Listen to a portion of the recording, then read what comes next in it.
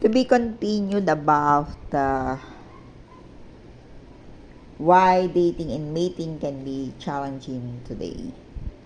Dating and mating in the modern era can present unique challenges compared to previous generations. Here are some of the primary factors contributing to this. Technological advancements, online dating. While it has expanded the dating pool, it can also lead to superficial connections and ghosting. Social media content comparisons and the curated image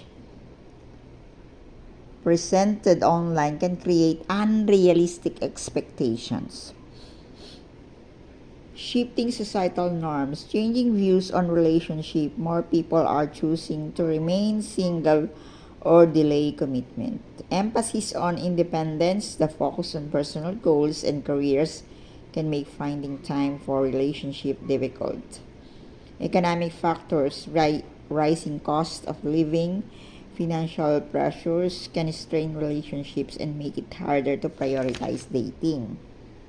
Job insecurity, the fear of being hurt or rejected can make people more cautious or yung maingat in Tagalog. Dating fatigue, the abundance of options can lead to decision paralysis and burnout. Cultural factors, hookup culture, casual encounters make it harder to establish meaningful connections. Diversity challenges, cultural differences can sometimes create misunderstandings and barriers. It's important to note that these challenges are not universal and many people still find fulfilling relationships. Yes, in the Philippines, um, may mga nakakapag-asawa po ng mga foreign yan, by online dating. Pero hindi naman. Of course, parang mas marami naman yung successful kaysa sa hindi.